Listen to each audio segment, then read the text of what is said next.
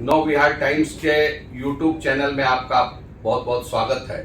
आज हमारे साथ देश के जाने माने और वरिष्ठ पत्रकार श्री उर्मिलेश जी यहाँ उपस्थित हैं। उर्मिलेश जी पत्रकारिता जगत में पूरे देश में लगभग सबसे बड़ा नाम है। आप बिहार में जब थे आज से 30-35 वर्षों पहले, तो बिहार की राजनीति को, बिहार की समस्याओं को, बिहार में उस समय नक्सलवाद को, इन सारे विषयों पर जो आपकी रिपोर्टिंग आती थी वो पूरे राज्य में चर्चा का विषय बन जाती थी। आप बिहार की राजनीति को बहुत अच्छी तरह से समझते रहे हैं और आपने राज्यसभा टीवी का भी बहुत लंबे अरसे तक संपादन किया। हिंदुस्तान में भी आप बहुत बड़े ऊंचे पद पर रहे। मतलब देश के लगभग सभी राज्यों का आपने पत्रकारिता के दृष्टिकोण से अध्ययन किया है, जाना है, समझा है। हम आपसे जो अभी देश में लोकतंत्र का महापर्व चल रहा है, लोकसभा चुनाव चल रहा है, इन्हीं कुछ बिंदु पर बात करेंगे। तो हम प्रेमेंद्र जी से चाहेंगे कि आप कुछ सवाल करें उर्मिलेश जी से, ताकि हमारे दर्शकों को कुछ महत्वपूर्ण जानकारी मिल सके। सर, ये आपका औरंगाबाद और बिहार का दौरा किस संदर्भ में बन पाया? देखिए प्रेम जी, मैं जब ये लोकसभा चुनाव की शुरुआत हुई तो उस समय ही मेरे दिमाग में था कि एक जर्नलिस्ट के तौर पे आप दिल्ली में बैठ के अपने स्टूडियो में या किसी घर में या अपने ड्राइंग रूम में जो कुछ आप कहते हैं, उससे बेहतर होगा कि हम लोगों के बीच में भी जाएं और फिर लोगों के बीच से लौटकर आकर फिर एनालिसिस करें। क्योंकि जब आप फैक्ट्स नहीं होंगे तो एनालिसिस कैसे होंगे। तो एक मैंने जीवन की शुरुआत अपनी पत्रकारिता की रिपोर्टिंग से की थी और फिर संपादक भी बनने का मौका मिला संयोगवश।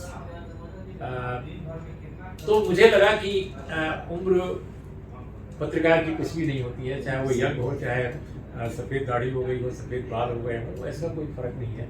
पत्रकार हमेशा पत्रकार होता है, एक रिपोर्टर हमेशा रिपोर्टर होता है। तो मैंने इस चुनाव को अपने तय, जबकि मैं किसी संस्थान से जुड़ा नहीं हूँ, मेरे को कोई फाइनेंशियल बैकिंग नहीं है, तो मैंने सोचा कि मैं अपने पैसे से, अपने खर्च से मैं इस चुनाव को कवर करूँगा और जो कुछ लिखूँगा उससे मुझे पैसे कुछ आएंगे और कुछ यूट्यूब पर चैनल बनाएंगे, अपने प्रोग्राम्स बनाएंगे, तो उससे भी कुछ अगर फायदा होगा तो हो सकता है थोड़ा मेरा जो खर्चा हो वो एडजस्ट हो, नहीं भी हो तो कोई फर्क नहीं पड़ता। तो मैं इस प्रोग्राम इस चुनाव को एक चैलेंज की तरह दे रहा हूँ कि मैं अपने तय कितने राज्यों में जा सकता हूँ। तो अब तक मैं, अब तो आखिरी चरण है, मैं ज़्यादा नहीं घूम सका। मेरा चाहता कई प्रदेशों में जाना चाहता था, लेकिन मैं महाराष्ट्र में गया ठीक ठाक। बल्कि महाराष्ट्र के जो प्रमुख क्षेत्र हैं, एक विदर्भा और दूसरा पश्चिम महाराष्ट्र, इन दोनों हलकों में मैं गया। फिर वहाँ से मैं दिल्ली में रहा, दिल्ली का चुनाव भी कवर किया। फिर मैं उत्तर प्रदेश के पश्चिम और पूर्वी दोनों इलाकों में गया। मैं वेस्टर्न जो यूपी है वहाँ बिजनौर, नगीना वगैरह होते हुए फिर आया। इसके बाद फिर मैं ईस्ट पार्ट जो दिल्ली यूपी का है, अमेठी गया, रायबरेली गया, लखनऊ भी गया जो वहाँ की राजधानी है। इसके अलावा बाराबंकी भी गुजर गया उधर से। तो कुल मिलाकर यहाँ कवर किया। फिर इसके बाद मैंने सोचा कि जहाँ से मैंने पत्रकारिता की शुरुआत तो दिल्ली से हुई, लेकिन ये कि बिहार मेरा बहुत ही शुरुआती दौर का सबसे प्रमुख कर्म क्षेत्र था, तो मैंने सोचा कि मैं क्यों ना बिहार चलूँ। तो अब समापन बिहार से हो रहा है और आखिरी चरण में यहाँ आया। सर, आपने लगभग 4 दशकों पहले बिहार की राजनीति को और चुनावों को कवर किया था। आज जब आप 4 दशक बाद बिहार की वीथियों में घूम रहे हैं, तो क्या अंतर पाते? कोई बड़ा अंतर देखते हैं या वैसे कुछ चल रहा है जैसा पहले चल रहा था? मुद्दे, राजनीति, विषय, चुनाव के क्या कुछ अंतर पाते हैं 4 दशकों में? बहुत महत्वपूर्ण सवाल है और दरअसल इस सवाल का जवाब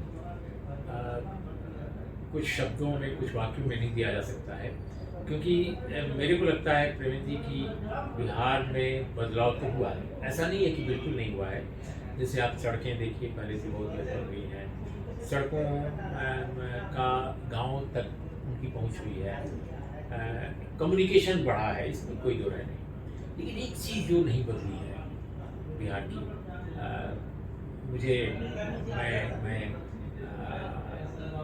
किसी तरह की ये आलोचना नहीं है, बल्कि मेरा एक ऑब्जर्वेशन है कि हेल्थ, एजुकेशन और जो एक इंक्लूसिव जो एक ग्रोथ है या डेवलपमेंट है, उस पर जितना ध्यान होना चाहिए था, इसलिए कई सरकारें आई गई। जब मैं यहाँ आया तो विदेश्वरी दुबे जी की सरकार थी। मैं 1986 के अप्रैल महीने में यहाँ आया था और मुझे अच्छी तरह याद है कि मैं मूर्ख दिवस के मौके पर बिहार पहुंचा था। 1 अप्रैल, जिसको बाजार में लोग कहते हैं मूर्ख दिवस, तो 1 अप्रैल को मैं यहाँ पहुंचा। तो लोगों ने बल्कि दिल्ली में कहा भी कि तुम मूर्ख दिवस के अवसर पर क्यों जा रहे हो, दिल्ली से कोई जाता है बिहार तो लोग मूर्ख कहेंगे, इसलिए जा रहे हो क्या? मैंने कहा नहीं, मैं बिहार जा रहा हूँ, मुझे विश्वास है कि मैं दिल्ली में जो जर्नलिज्म कर रहा था उससे बेहतर जर्नलिज्म करके दिखाऊंगा। और मैं कितना कर पाया वो तो पाठक बताएंगे बिहार के, लेकिन मैंने बहुत मोहब्बत की किया, कुछ आप जान जाएंगे। लेकिन मैं बिहार को वाकई मोहब्बत करता हूँ, जिस तरह जम्मू कश्मीर को करता हूँ, क्योंकि जम्मू कश्मीर को भी मैंने बहुत कवर किया है और कई दिन मैं जम्मू कश्मीर में रहा हूँ, करगिल वार कवर किया है। ठीक उसी तरह से मैं आंध्र बहुत पसंद करता हूँ, आंध्र को भी कवर किया है, जब यूनाइटेड आंध्रा था तब भी। केरल मैंने कवर किया है।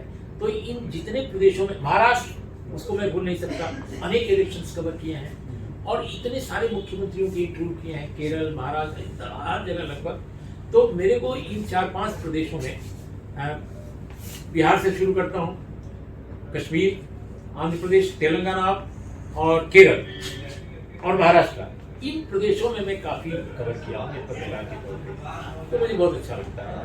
और अब जब चुनाव लगभग समाप्ति की ओर है, आपको क्या लगता है कि दोनों गठबंधनों के बीच कड़ी टक्कर है, सीधी टक्कर है, क्या परिणाम आ सकते हैं?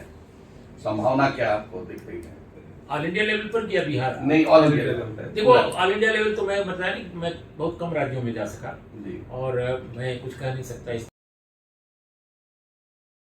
चुनाव को लेकर, लेकिन ये है कि अच्छी टक्कर है। 2019 पक्ष दोनों के बीच में अच्छी टक्कर, काफी अच्छी टक्कर, लोकतंत्र के लिए एक अच्छा संकेत। अच्छा संकेत।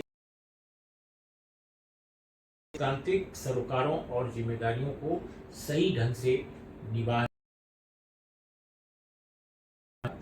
अब 1 करोड़ 17 लाख के आसपास है,